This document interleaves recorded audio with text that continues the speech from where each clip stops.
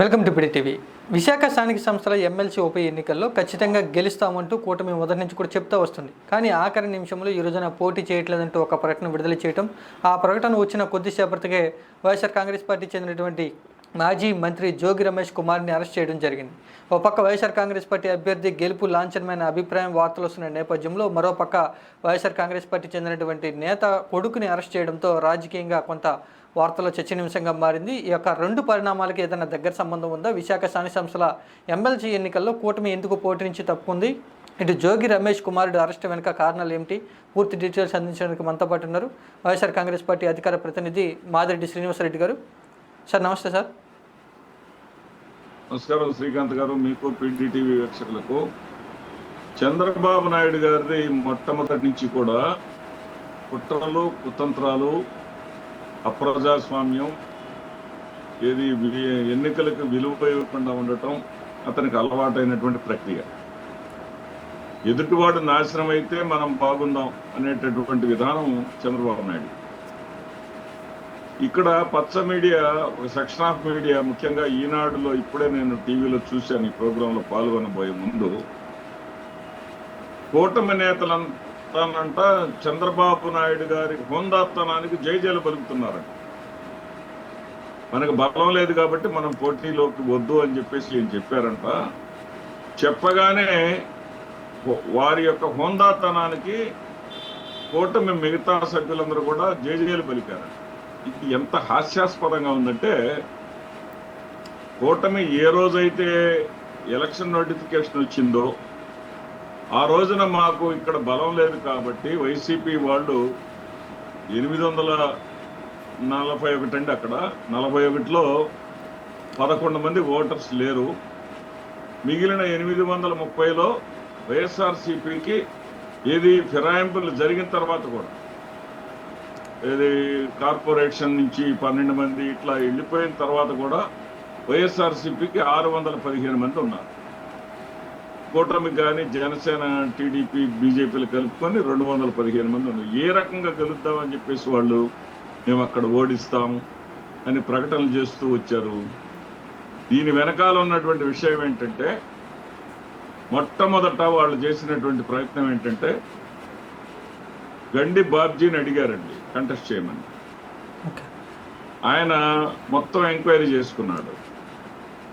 ఈ 2 నెలల్లో ప్రభుత్వం మీద విపరీతమైనటువంటి వ్యతిరేకత ఉంది. త్వరలో స్థానిక సంస్థల ఎన్నికలు 1 సంవత్సరంలోనే రాబోతున్నాయి. ఈ ఎన్నికల్లో ఎటు మళ్ళీ ఎన్నికైనటువంటి ఈ యొక్క కూటమి ప్రభుత్వానికి ప్రజలు బుద్ధి చెప్పడానికి సిద్ధంగా ఉన్నారు. కాబట్టి మన భవిష్యత్తును మనం పాడు చేసుకోవద్దు. మనం ఏదైతే వాళ్ళు ఎన్ని ప్రలోభాలు పెట్టినా 5 నుంచి 10 లక్షలు ఇస్తామంటున్నారు సార్. ఒక్కొక్క ఓటుకి 5 నుంచి 10 లక్షలు. ఎన్ని ప్రలోభాలు పెట్టినా సరే మనకు వద్దు అని చెప్పేసి వాళ్ళు చాలా గట్టిగా వైఎస్ఆర్సీపీ వైపు బట్టి గండి బాబుజీ దగ్గర నుంచి పక్కకి వెళ్ళారు. ఎవరు? పేలా గోవింద్ దగ్గరికి వెళ్ళి, పేలా గోవింద్ కూడా అదే సమాధానం చెప్పారు. చెప్పిన తర్వాత ఇక లాభం లేదని చెప్పేసి ఒక కమిటీని వేశాడండి చంద్రబాబు నాయుడు. 4 తెలుగుదేశం పార్టీ వాళ్ళు, ఒక 2 జనసేన నుంచి పంచకర్ల రమేష్, అదేవిధంగా భారతీయ జనతా పార్టీ నుంచి విష్ణుకుమార్ రాజు, ఇట్లా వీళ్ళని వేసి ఒక ప్రయత్నం అయితే చేశారు. వాళ్ళు చేసినటువంటి ప్రయత్నంలో ఎక్కడ కూడా వైసీపీ వాళ్ళు బెదరలేదు, లొంగలేదు, వాళ్ళ ప్రలోభాలకి వంగలేదు, ఎవరు కూడా లోబడలేదు. ఈ స్థితిలో, తప్పనిసరి పరిస్థితుల్లో ఈ రోజు నామినేషన్ లాస్ట్ డేట్ అనగా ఈ రోజు పోటీ చేయట్లేదు అని చెప్పటం, అది చంద్రబాబు నాయుడు హోందాతనం ఎలా అవుతుందండి? ఏ రకంగా అది చంద్రబాబు నాయుడు హోందాతనం అవుతుంది? మొన్న జిఎంసీ ఎన్నికల్లో 12 మంది, ఏదైతే జనసేనలోకి ఒక 5గురిని, టీడీపీలోకి 7గురిని, 12 మందికి లాక్కొని, అప్పటికీ కూడా 3 సభ్యుల ఆధిక్యం ఉన్నటువంటి వైసీపీని కొత్తగా గెలిచినటువంటి ఎమ్మెల్యేలని, ఎంపీలని ఓటర్లుగా చేర్చి 10 మందిని అదనంగా ఓటర్లుగా చేర్చి అప్పుడు దెబ్బతీసేటప్పుడు బుద్ధి లేదా? ఈ బుద్ధి లేదా? మొన్న ఓడించినప్పుడు ఏమైంది హోందాతనం?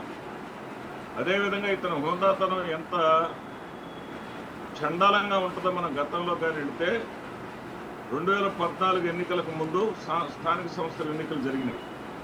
2014 ఎన్నికల్లో అధికారంలోకి వచ్చిన వెంటనే అదే స్థానిక సంస్థల ఎన్నికల ఎమ్మెల్సీ ఎలక్షన్లో వివేకానంద రెడ్డి గారికి పూర్తి బలం ఉన్నప్పటికీ కూడా బీటెక్ రవీంద్రారెడ్డిని అక్కడ గెలిపించుకున్నారా లేదా, ప్రలోభ పెట్టారా లేదా, క్యాంపు రాజకీయాలు చేశారా లేదా, ఏదైతే బొత్స సత్యనారాయణ గారు రంగప్రవేశం చేసిన తర్వాత, బొత్స సత్యనారాయణ క్యాండిడేచర్ అనౌన్స్ చేసిన తర్వాత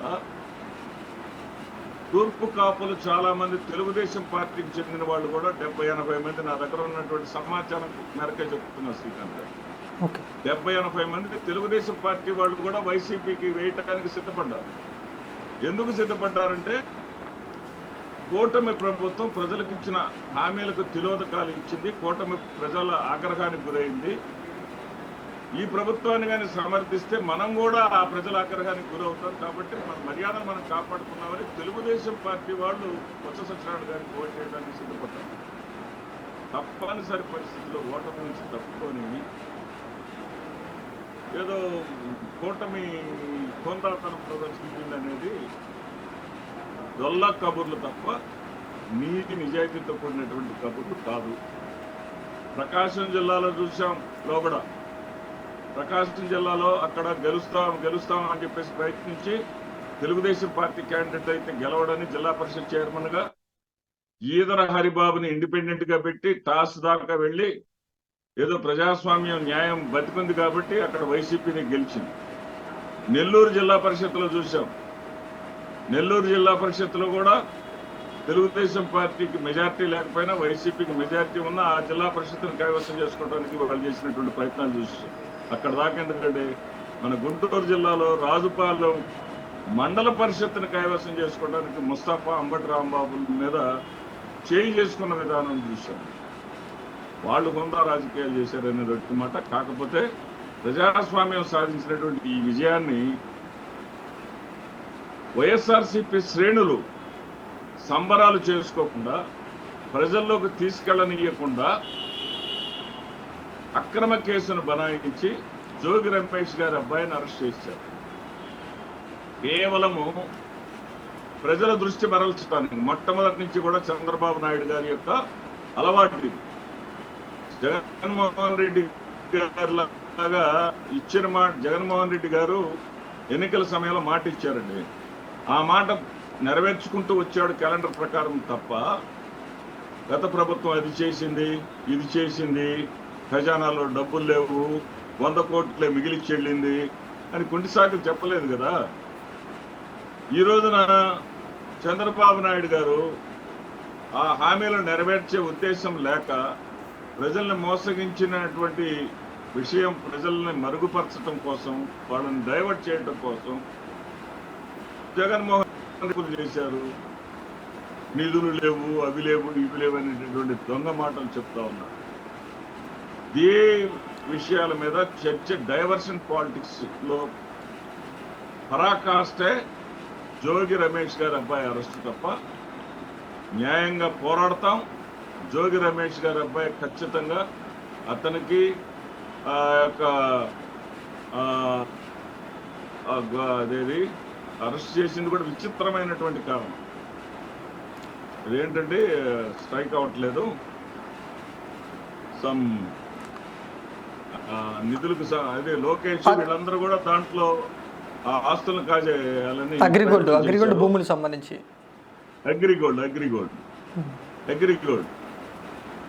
అగ్రిగోల్డ్ ఆస్తుల మీద కన్ను వేసింది ఎవరో ఈ దేశంలో, ఈ ఆంధ్రప్రదేశ్ రాష్ట్రంలో పాలు తాగే పసిపిల్లవాడిని అడిగినా చెప్తారు.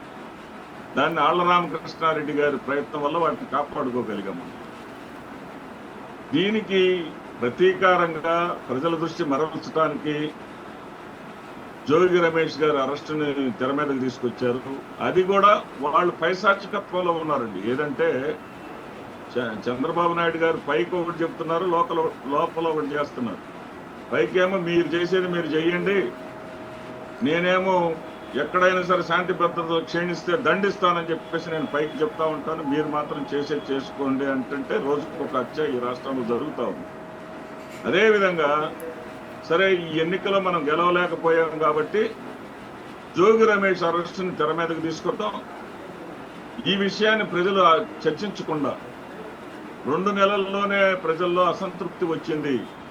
దానికోసమే స్థానిక సంస్థల నేతలు భయపడిపోయి ఈ ప్రజా వ్యతిరేక ప్రభుత్వానికి బుద్ధి చెప్పాలని చెప్పేసి ఓటర్లందరూ కూడా స్థానిక సంస్థల ఓటర్లందరూ కూడా నిర్ణయించుకున్నటువంటి విషయంపై చర్చ జరగకుండా ఉండటం కోసం మాత్రమే ఈ దుర్మార్గపు చర్యను చేపట్టారు. ఖచ్చితంగా న్యాయ పోరాటం చేస్తాం. జోగి రమేష్ కుమారుడు నిర్దోషిగా బయటకు వస్తాడు. Srikanth garu. Okay, thank you sir. Madireddy Srinivasareddy garu చెప్పిన మాటల ప్రకారం చూసుకుంటే విశాఖలో స్థానిక సంస్థల ఎమ్మెల్సీ ఎన్నికల్లో బొత్స సత్యనారాయణ ఏకగ్రీవంగా ఎన్నిక కాబోతూ ఉన్నారు కాబట్టి కూటమి బరి నుంచి తప్పుకుని చేతులు ఎత్తేసింది కాబట్టి ఆ టాపిక్ను డైవర్ట్ చేసేందుకు ఇక్కడ మాజీ మంత్రి జోగి రమేష్ కుమార్ను అరెస్ట్ చేశారు. వైసీపీ పార్టీలో సంబరాలు లేకుండా చేశారు. ఇది కూటమి ప్రభుత్వం యొక్క కుట్ర అంటూ కూడా మాదిరెడ్డి గారు చెప్తున్నారు.